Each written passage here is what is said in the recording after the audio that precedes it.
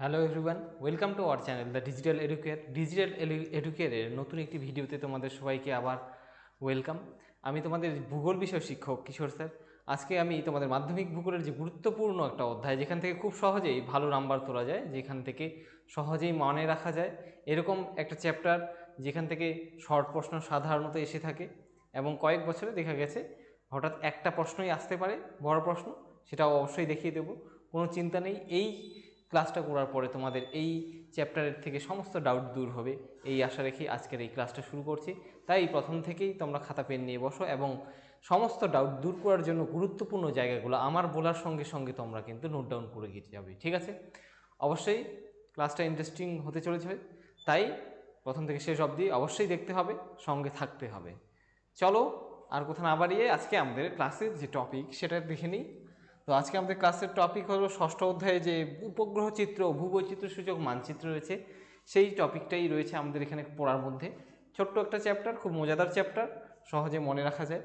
কারণ এই উপগ্রহ চিত্র এবং ভূবৈচিত্র্য সূচক মানচিত্র যে রয়েছে, এটা হলো দুটো কম্বিনেশন, যেটা হলো আধুনিক একটা বিষয়, যেখানে আধুনিক সমস্ত তথ্য দিয়ে জিনিসটা তৈরি। আর একটা হচ্ছে কি, আগে আগে প্রাচীনকালে যে জিনিসটা ব্যবহার করা হতো, যেখানে ব্যাকডেটেড জিনিস বলতে পারো, সব আপডেট ওখানে নেই, ঠিক আছে? এই সমস্ত বিষয় মিলে একটা কম্প্যাক্ট একটা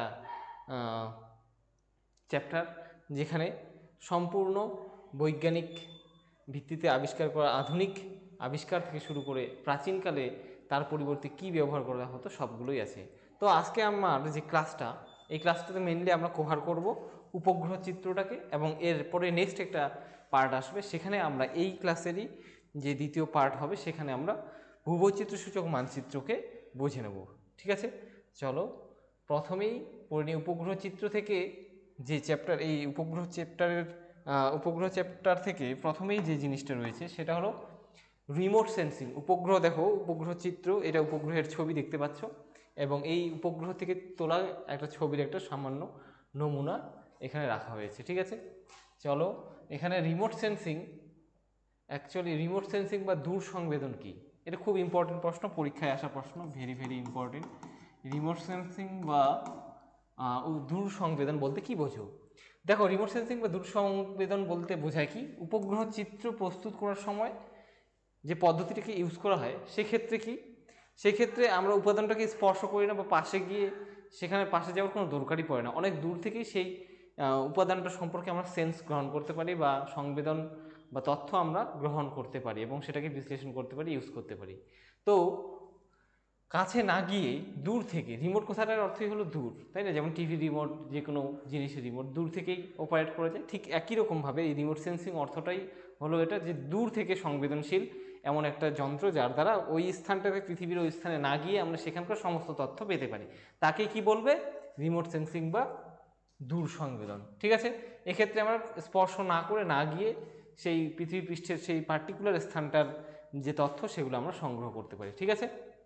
তাহলে একটা প্রশ্ন হয় এখান থেকে, রিমোট সেন্সিং বা দূর সংবেদন কি, ঠিক আছে? এই দূর সংবেদন বা রিমোট সেন্সিং যে পদ্ধতি, যে কাছে না গিয়ে দূর থেকে সেই তথ্য সংগ্রহ করার দুটো পদ্ধতি আছে। একটা হলো বিমান চিত্রের সাহায্যে, বিমানের নিচে বা বেলুনের নিচে আমরা যদি ক্যামেরা ফিট করে দিই, আর সেই বেলুনটা বা বিমানটা যদি আমাদের এক্সপেক্টেড, আমাদের প্রয়োজনীয় জায়গার উপর দিয়ে যদি উড়ে যায়, তখন সেখান থেকে যে ছবিগুলো তুলবে, সেই ছবিগুলোকে যদি আমরা আমরা ডেটা হিসাবে ইউজ করি, তাহলে যে চিত্রগুলো পাবো অনেকটা এরকম চিত্রগুলো, অনেকটা ড্রোন শ্যুট দিয়ে, এখন বর্তমানে ড্রোন ক্যামেরা ইউজ করে, যেরকম ড্রোন শ্যুট দিয়ে যেরকম নেওয়া হয় সেরকম ধরনের, তাহলে সেটা হয়ে যাবে কি, বিমান চিত্র। তাহলে সেক্ষেত্রেও আমাদের জায়গাটা যাওয়ার দরকার হচ্ছে না, তাই না? না গিয়ে দুর্গম এলাকায়, বনভূমিতে, তাই না, ছবি তোলা যাচ্ছে, সেটাই হলো কি, বিমান চিত্র। আর মেইন পার্টটা হলো কি, উপগ্রহ চিত্র। উপগ্রহ চিত্রটা কি, উপগ্রহ চিত্র হলো একটা স্যাটেলাইট, উপগ্রহ কোথা থেকে, পৃথিবী থেকে অনেক উপরে থাকে, তাই না, পৃষ্ঠ থেকে। তো ওই দেখতে পাচ্ছি উপগ্রহের ছবি। তো প্রাকৃতিক এবং সাংস্কৃতিক উপাদানগুলির বিভিন্ন তথ্য উপগ্রহর যে সেন্সর রয়েছে উপগ্রহতে, এই সেন্সর রয়েছে, অনেক সেন্সর রয়েছে উপগ্রহের মধ্যে, সেই সেন্সরগুলো দিয়ে কি করে, সংখ্যা মানে সংগ্রহ করে তথ্য, বাইনারি ডিজিট, যারা কম্পিউটার শিখছো জানো একটু, তারা যেন বাইনারি ডিজিট রূপে 0 থেকে 012 012 এইভাবে তথ্যগুলো সংগ্রহ করে সেগুলোকে আবার কম্পিউটারে পাঠিয়ে দেয় এই যে ডেটা রিসিভার আর সেন্টারের মাধ্যমে। এখান থেকে পৃথিবীতে চলে আসে, পৃথিবীতে যে স্পেস সেন্টার রয়েছে সেখান থেকে ডেটাগুলো কালেক্ট করে সেগুলোকে ডিজিটাল তথ্যের মাধ্যমে চলে আসে এবং ওগুলোকে সফটওয়্যারের মাধ্যমে এনকোডিং করা হয়, ডিকোডিং করা হয়, তারপরে সেই ছবিটা কিন্তু সুন্দর করে ভেসে ওঠে। সেটাই হয়ে গেল উপগ্রহ চিত্র। এই উপগ্রহ চিত্র সম্পর্কে ছোট্ট একটা ইতিহাস রয়েছে। 1960-তে সর্বপ্রথম উপগ্রহ চিত্রের উৎপত্তি ঘটে। উপগ্রহ চিত্রের যে আবিষ্কার বা এই উপগ্রহ চিত্রের যে ব্যবহার সেটা 1960 সালেই প্রথম হয়। চিত্রের উপরে দুটি এবং নিচে একটি অ্যান্টোনেশন লাইন থাকে। অ্যান্টোনেশন লাইন নিচে লাস্টে তোমরা যে আমি ছবিটা রেখেছি সেখানে দেখতে পাবা। অ্যান্টোনেশন লাইন মানে এখানে একটা লাইন থাকবে, নিচে একটা লাইন থাকবে, এরকম ছবিটার উপরে এক্সট্রা করে। এই ছবিটাই ধরে নাও যেরকম, সেখানে কি থাকবে, যাতে কি থাকবে, উপগ্রহের নাম, কোন উপগ্রহ দিয়ে তোলা হয়েছে, চিত্রটার ধরন কীরকম, সেই চিত্র সংগ্রহের তারিখ ও সময় থাকবে এবং কি সেন্সরের মাধ্যমে ইউজ করা হয়েছে সেন্সরের দ্বারা, এবং চিত্র প্রস্তুতের স্থান কোন স্থান থেকে সেই ছবিটাকে ডিকোড করা হয়েছে, সেই ছবিটা তৈরি করা হয়েছে, তার তারিখ, সময় এবং তথ্য প্রস্তুতকারী যে সংস্থা রয়েছে, যে সংস্থাটা এই তথ্যটাকে প্রেজেন্ট করেছে তাদের নামগুলো থাকে। ঠিক আছে, এরকম কয়েকটা উপগ্রহের উদাহরণ হলো ভারতের, যেরকম যদি দেখি তাহলে IRS উপগ্রহ, এবং এই IRS উপগ্রহে চিত্রে LISS 1 এবং 2 সেন্সর থাকে, যে কি করছে, জলাশয়, উদ্ভিদ এগুলোকে পৃথকীকরণ করে। এর জন্য যথাক্রমে ব্যান্ড 1 এবং ব্যান্ড 2 নামে দুটো ব্যান্ডের ইউজ করা হয়। ঠিক আছে, এগুলো সবগুলোই অ্যাকচুয়ালি বৈজ্ঞানিক জিনিস, যেগুলো হচ্ছে কি ব্যান্ড বলতে এখানে ক্ষুদ্র তরঙ্গ দৈর্ঘ্যের যে আছে সেই ক্ষুদ্র তরঙ্গ দৈর্ঘ্যের কথা বলা হয়েছে, যেই ব্যান্ডে উপর কাজ করে হচ্ছে উপগ্রহ চিত্র, ঠিক আছে, তৈরি করা হয়। চলো, তারপর রয়েছে কি উপগ্রহ চিত্রের বৈশিষ্ট্য। তো উপগ্রহ চিত্রের মধ্যে এই যে উপগ্রহ দেখো অনেক রকমের উপগ্রহের ছবি রয়েছে, তার কি কি বৈশিষ্ট্য রয়েছে, তাহলে প্রকৃতি কীরকম, এই উপগ্রহ চিত্র একটা ডিজিটাল ছবি, প্রকৃতিটা এটাকে অ্যানালাইজ করা যায়, বিশ্লেষণ করা যায়, ব্যাখ্যা করা যায়। ঠিক আছে, এবার উপগ্রহ চিত্রের আরেকটা গুরুত্বপূর্ণ বৈশিষ্ট্য হলো পিক্সেল, তাই না, ফোনের ক্যামেরায় যেরকম মেগাপিক্সেল থাকে, তো এই যে উপগ্রহ চিত্রে যে স্যাটেলাইটের মধ্যে যে সেন্সার থাকে তারও একটা নির্দিষ্ট পিক্সেল থাকে, তো এই পিক্সেলের সংখ্যা যত বেশি হয় ছবি তত স্পষ্ট হয়। ঠিক আছে, এবং ডিটেইল ছবি পাওয়া যায় এবং তথ্য অনেক বেশি সুস্পষ্ট এবং বিস্তারিত হয়ে থাকে। ঠিক আছে, সেন্সার ব্যান্ড, এরপরে যেটা আমরা এর আগের স্লাইডেই দেখলাম যে সেন্সার ব্যান্ড, একটা নির্দিষ্ট সেন্সার থাকে, সেই সেন্সারগুলো কতগুলো ব্যান্ডে কাজ করে, যেগুলো জিগাহার্টজ জিএইচে থাকে। ঠিক আছে, সেই ব্যান্ডগুলো যেরকম তোমরা মোবাইলের মধ্যে দেখতে পাবা যে মোবাইল একটা নির্দিষ্ট জিগাহার্টজের ব্যান্ডের তরঙ্গ দৈর্ঘ্যকে সংগ্রহ করে ইউজ করতে পারে, যার জন্য আমরা কিন্তু সেই ভাইব্রেশন বা তরঙ্গের যে দৈর্ঘ্যের যে ডিফারেন্স সেটা বুঝতে পারিনি, কিন্তু মোবাইলটা কার্যকরী হয়। ঠিক আছে, তো সেন্সর ব্যান্ড নিয়ে এগুলো নিয়ে আমাদের আলোচনার বিষয় নয়, এটা পুরোপুরি ফিজিক্সের বিষয়। তো মেনলি জেনে রাখো যে এখানে সেন্সর ব্যান্ড থাকে যেগুলো কি করে সেন্সটাকে, মানে পৃথিবী থেকে যে তথ্যগুলো সেগুলোকে সংগ্রহ করে। এরপরে ছদ্মরং, এবার উপগ্রহ চিত্রের বৈশিষ্ট্যের মধ্যে অন্যতম পড়ে যে অ্যাকচুয়াল কালারকে আমরা চোখে যেরকম কালার দেখি, পৃথিবীকে যেরকম দেখি, সবসময় সেই রকম কালারে প্রেজেন্ট করা হয় না, অনেক সময় সেই রঙকে ডুপ্লিকেট করা হয়, অর্থাৎ লাল রঙের শেড, ধূসর রঙের শেড, বা যেই জিনিসটা এক একটা উপাদানকে আলাদা আলাদা রঙে দেখানো হয়, যেই রকম চোখে আমরা সাধারণত রঙগুলো দেখি সেই রঙগুলোকে বাদ দিয়ে বিভিন্ন আলাদা আলাদা কালার ব্যবহার করা হয়, এবং ছবিটাকে একটা গোপনীয়তা বা গোপনীয় রাখার জন্য এই ধরনের সাধারণত কালার ইউজ করা হয়, যেগুলোকে ছদ্মরং বা ফলস কালার কম্পোজিশন বলা হয়। এগুলো পরে আবার রয়েছে, চিন্তা নেই। এবার রয়েছে কি উপগ্রহের অন্যতম বৈশিষ্ট্য হচ্ছে এর প্ল্যাটফর্ম রয়েছে। উপগ্রহ যেমন ট্রেনের যেমন প্ল্যাটফর্মে আসে, উপগ্রহেরও এক প্ল্যাটফর্ম আছে। সেই প্ল্যাটফর্মটা কি, যে উপগ্রহগুলো যে রাস্তা দিয়ে বা যে কক্ষপথ ধরে পৃথিবীর চারিদিকে পরিক্রমণ করে, এই যে তোমরা দেখতে পাচ্ছ লাইনের আকারে দেখানো হয়েছে, যে কতগুলো রাস্তার মতো দেখানো হচ্ছে যেগুলো দিয়ে উপগ্রহগুলো চলছে, সেই রাস্তাটাই হলো, প্রত্যেকটা উপগ্রহের জন্য আলাদা আলাদা রাস্তা নির্ধারিত থাকে, টাইমিং নির্ধারিত থাকে, সেই রাস্তাটা, যেই রাস্তাটায় বা যেই উচ্চতাটায় উপগ্রহটা মেনটেন করে সবসময় ঘুরতে থাকে, সেই রাস্তাটাকেই বলা হচ্ছে কি প্ল্যাটফর্ম। ঠিক আছে, এবার উপগ্রহ সম্পর্কে আরও সেন্সার সম্পর্কে একটু জানি আমরা। সেই সেন্সারগুলো কি কি দেখো, সেই সেন্সারগুলোকে আমরা দুই ভাগে ভাগ করতে পারি। সেগুলো হলো কি কি সক্রিয় সেন্সর, অ্যাক্টিভ সেন্সর আর নিষ্ক্রিয় সেন্সর। ঠিক আছে, সক্রিয় সেন্সর কোনগুলো? এই সক্রিয় সেন্সর হচ্ছে এমন ধরনের সেন্সর উপগ্রহে থাকে যেগুলো নিজের দেহ থেকে এক বিশেষ ধরনের তড়িৎচুম্বকীয় রশ্মি প্রেরণ করতে পারে। সেই তড়িৎচুম্বকীয় রশ্মিগুলো পৃথিবীর দিকে ছুটে আসে, এসে পৃথিবীতে ধাক্কা লাগে এবং প্রতিফলিত হয়। তো পৃথিবী পৃষ্ঠ থেকে যখন প্রতিফলিত হয় তখন সেই প্রতিফলিত রশ্মির আলোটাকে সংগ্রহ করে ছবি তুলতে পারে। যে কারণে কি এই যে ক্ষুদ্র তরঙ্গগুলো সেই পাঠানোর যে তড়িৎচুম্বকীয় ক্ষুদ্র তরঙ্গ দৈর্ঘ্যের যে তরঙ্গ পাঠানোর যে ক্ষমতা, সেই সেন্সরগুলো সম্পন্ন যে উপগ্রহগুলো রয়েছে, স্যাটেলাইটগুলো রয়েছে, ওগুলো দিন রাত যে কোনো সময়ের যে কোনো পরিস্থিতিতে ছবি তুলতে পারে। আকাশে যদি মেঘ থাকে তাহলে আকাশ কালো মেঘে যদি ঢেকে থাকে তবুও সে ছবি তুলতে পারবে, এমনকি রাত্রিতেও ছবি তুলতে পারে। সেগুলো হচ্ছে কি সক্রিয় সেন্সর। ঠিক আছে, এর উদাহরণ হলো কি অ্যাক্টিভ রেডিওমিটার, রেডার প্রভৃতি। আর নিষ্ক্রিয় সেন্সর বা প্যাসিভ সেন্সর কাকে বলা হচ্ছে? নিষ্ক্রিয় কথাটার মানেই হচ্ছে এরকম যে কি, যে কোনো না কোনো আলোর উপর নির্ভরশীল। যেরকম ক্যামেরা, মোবাইলের ক্যামেরা, নর্মাল ক্যামেরা ভাবো, যেগুলো এখন তো বর্তমানে মোবাইলে অনেক night camera, night vision camera চলে আসছে, কিন্তু আগে প্রথমের দিকে শুরুর দিকে ক্যামেরা ভাবো যে যদি অন্ধকার হয়ে যায় তাহলে সেখানে আর কোনো ছবি তোলার উপায় থাকে না।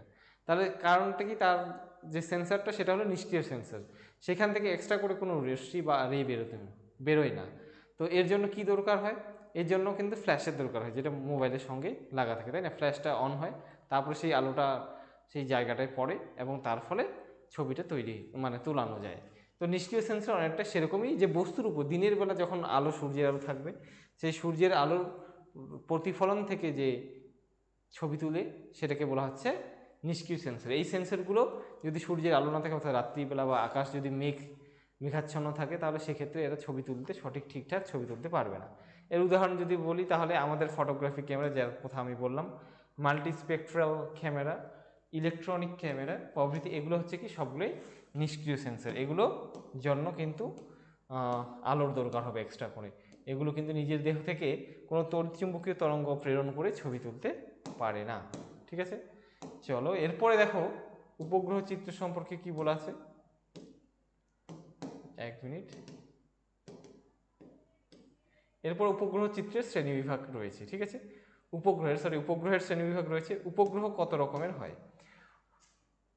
উপগ্রহের যদি রকমভেদ আমরা দেখি তাহলে উপগ্রহকে তার আবর্তন পথের যে তারতম্য বা আবর্তন পথের যে ডিফারেন্স, তার উপর নির্ভর করে উপগ্রহগুলিকে আমরা দুই ভাগে ভাগ করতে পারি। দেখো, উপগ্রহ হতে পারে উত্তর দক্ষিণে ঘুরছে, বা হতে পারে পূর্ব পশ্চিম থেকে পূর্ব দিকে আবর্তন করছে। পৃথিবীর আবর্তন গতির সঙ্গে তাল মিলিয়ে পশ্চিম দিক থেকে পূর্ব দিকে আবর্তন করছে। এই দুই দিকে ঘুরে সাধারণত উপগ্রহগুলো। তো যে সমস্ত উপগ্রহগুলো নিরক্ষীয় তল বরাবর সমুদ্রপৃষ্ঠ থেকে মোটামুটি 35 থেকে 36,000 কিলোমিটার উচ্চতায় পৃথিবীর আবর্তন গতির সঙ্গে সঙ্গে তাল মিলিয়ে 24 ঘন্টায় একবার পশ্চিম থেকে পূর্ব দিকে আবর্তিত হয়, সেই উপগ্রহগুলোকে বলা হচ্ছে কি ভূসমলয় উপগ্রহ। অর্থাৎ এদিক থেকে এদিকে, অর্থাৎ এই যে দেখো, এই যে উপগ্রহটা ঘুরছে এদিকে পৃথিবীর নিরক্ষীয় তল বরাবর, তাকে বলা হচ্ছে কি জিও স্টেশনারি বা ভূসমলয়, ভূ কথাটা উঠে নি এখানে, ভূসমলয় উপগ্রহ। ঠিক আছে, এই উপগ্রহগুলি একই জায়গায় থেকে পৃথিবীর অর্ধেক অংশের ছবি তুলতে পারে। একটা জায়গায় স্থির থেকে এত উপরে থাকে, এত পৃথিবী থেকে এতটা দূরে থাকে যে একসঙ্গে এরা পৃথিবীর প্রায় অর্ধেকটা জায়গার ছবি তুলতে সক্ষম। এই উপগ্রহগুলি এক স্থানে স্থির আছে বলে মনে হয়।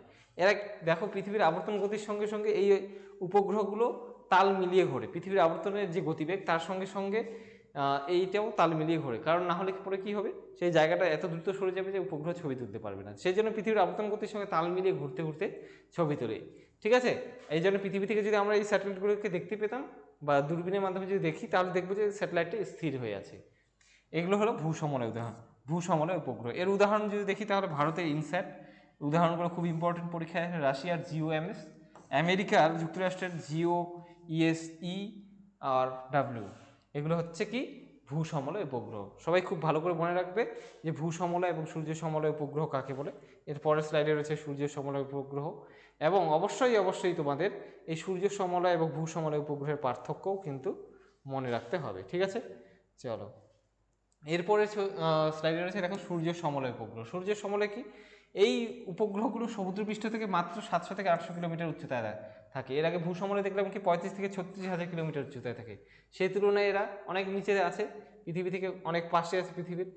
হ্যাঁ, পৃথিবীর সূর্যের যে আপতন কোণ তার সাথে সামঞ্জস্য রেখে মেরু অক্ষ বরাবর গড়ে দিনে 14 বার করে পৃথিবীকে উত্তর থেকে দক্ষিণে, এই যে উত্তর থেকে দক্ষিণে আবর্তন করে, এভাবে দিনে 14 বার গড়ে। কোনগুলো উপগ্রহ আবার এর থেকেও বেশি আবর্তন করে। তাহলে এদেরকে, এই উপগ্রহগুলোকে কিন্তু পৃথিবী থেকে দেখতে পেলে আমরা ঘুরতে মানে মুভ করতে দেখব, ঠিক আছে। এই উপগ্রহগুলোকে বলা হয় সূর্য সমলের উপগ্রহ। এর উদাহরণ যদি দেখি তাহলে ভারতের IRS, ফ্রান্সের এরকম উপগ্রহ হলো স্পট, আর যুক্তরাষ্ট্রের ল্যান্ডস্যাট এবং সিস্যাট হলো এই ধরনের সূর্য সমলয় উপগ্রহের উদাহরণ। ঠিক আছে, বুঝতে পারলে? ছবির সাহায্যে একদম সুন্দর করে বুঝতে পেরেছ আমি জানি। চলো, উপগ্রহ চিত্রের যদি প্রকারভেদ আমরা দেখি, উপগ্রহ যে চিত্র, উপগ্রহগুলো ছবি তুলছে, সেই ছবিগুলো কী ধরনের হয়। সেই উপগ্রহ চিত্রের ছবি, সেখানে যে রঙের ইউজ করা হয়, সেই রঙের মিশ্রণ অনুযায়ী ছবিকে, যে উপগ্রহ চিত্র যেটা স্যাটেলাইট ইমেজ যেটা, সেটাকে আমরা 3 ভাগে ভাগ করতে পারি। সেটা হলো সাদা কালো উপগ্রহ চিত্র হতে পারে, ধূসর রঙের হতে পারে, আর বহু বর্ণালীর হতে পারে। এর মধ্যে সাদা কালো, ব্ল্যাক অ্যান্ড হোয়াইট তো বুঝতেই পারছো, সাদা এবং কালো রং দিয়ে, যেরকম আগে সাদা কালো ছবি আর সাদা কালো ফটো তোমরা দেখেছো, সেরকম সাদা কালো রঙের ছবি, ব্ল্যাক অ্যান্ড হোয়াইট। কিন্তু ধূসর রঙের চিত্রটা কি?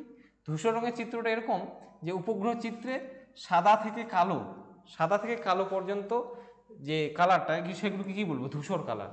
সাদা থেকে কালোর মধ্যে কালারের ভেরিয়েশন করা হবে। এই যে এই ছবিটা যেরকম, কোথাও সেই সাদা থেকে কালো রঙের মধ্যে শেড তৈরি করা হবে, ঠিক আছে, ডিপ সাদা, হালকা কালো, এরকম করে শেড তৈরি করে তার শেডের পার্থক্যের মাধ্যমে ভূপৃষ্ঠের উপাদানগুলিকে প্রকাশ করার যে চিত্রে, উপগ্রহ চিত্রে প্রকাশ করা হয়, সেগুলো হচ্ছে ধূসর রঙের উপগ্রহ চিত্র। আর একটা হলো কি বহু বর্ণালী চিত্র, মানে অনেক রকমের রং ইউজ করা হয়, ঠিক আছে।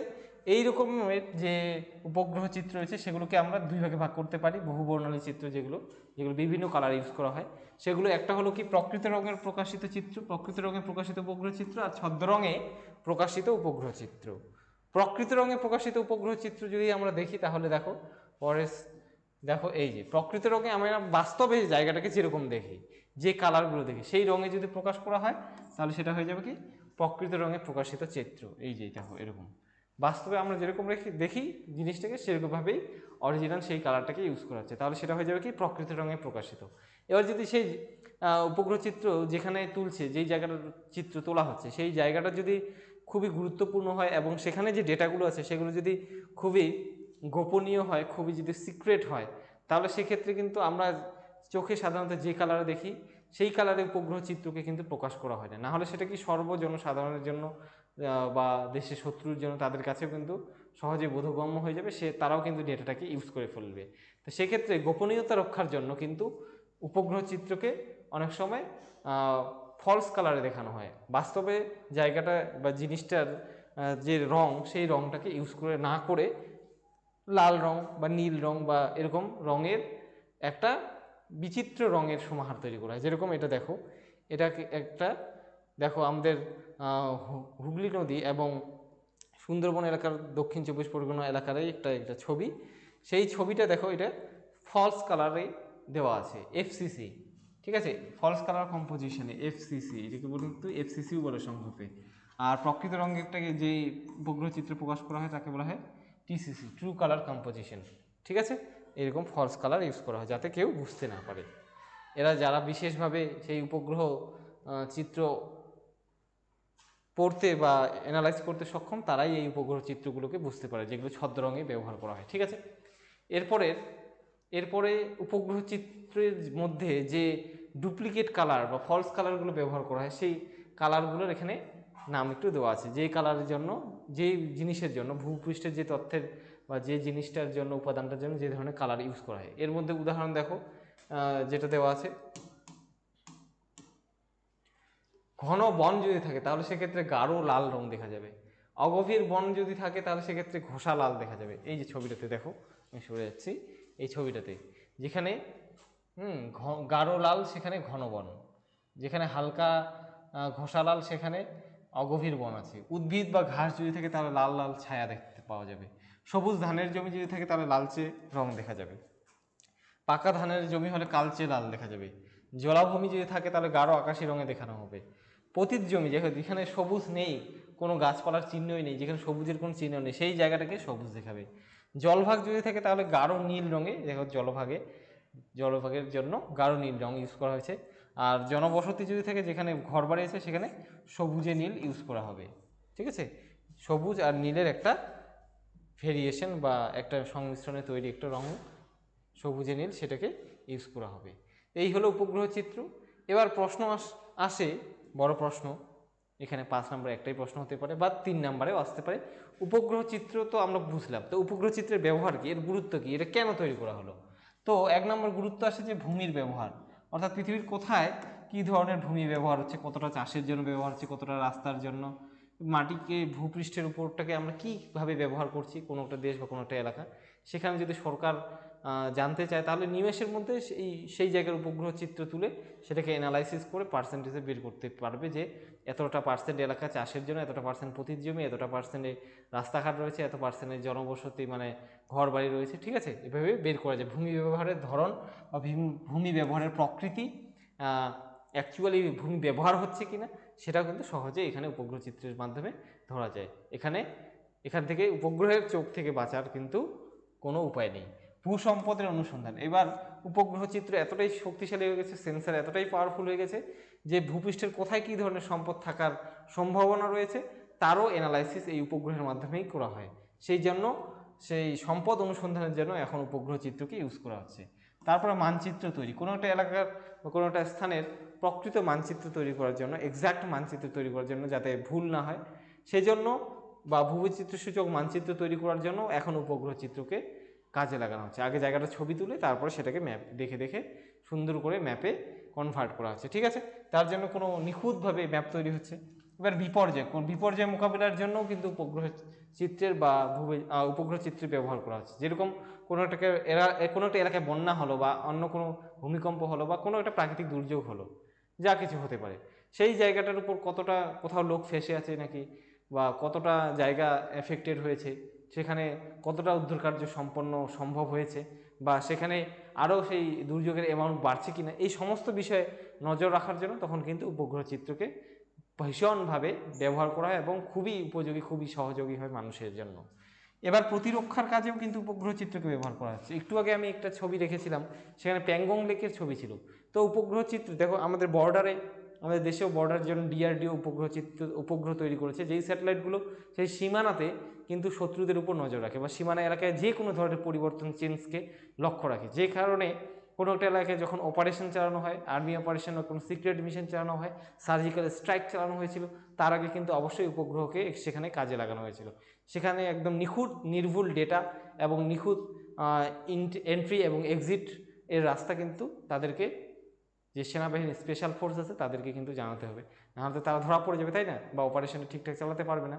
কারণ শত্রুর এলাকায় যেখানে কোনো দিন যাওনি, সেখানে গিয়ে কীভাবে তাহলে অপারেশন চালাবে?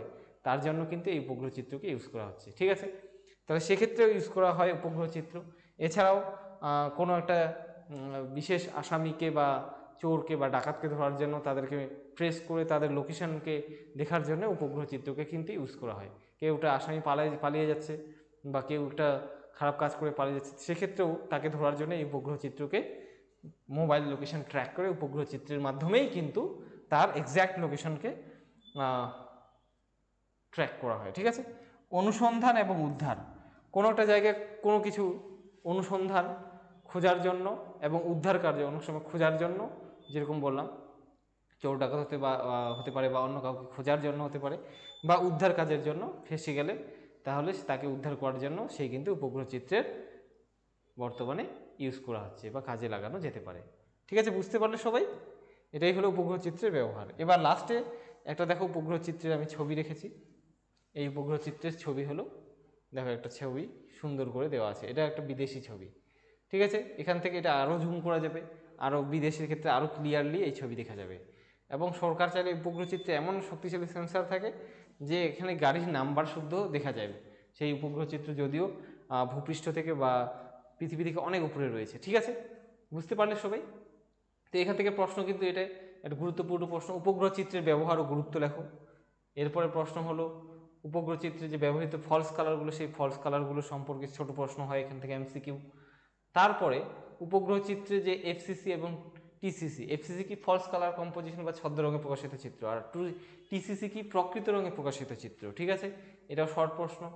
আর কি আছে, আর রয়েছে এখান থেকে সূর্য সমলে ভূসমলের পার্থক্য এবং কাকে বলে, উদাহরণ খুবই ইম্পর্টেন্ট বলে দিলাম।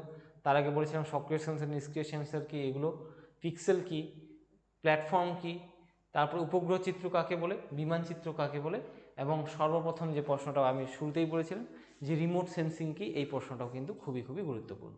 তো ঠিক আছে, ক্লাসটা অনেকটাই লং হয়ে গেল। যারা প্রথম থেকে শেষ অবধি ক্লাসটা দেখছো অবশ্যই উপকৃত হবে এবং তোমাদের এই জিনিসগুলো আর তোমরা ভুলবে না, ঠিক আছে। এবং এখান থেকে আশা করি কোনো ডাউট আর তোমাদের থাকলো না।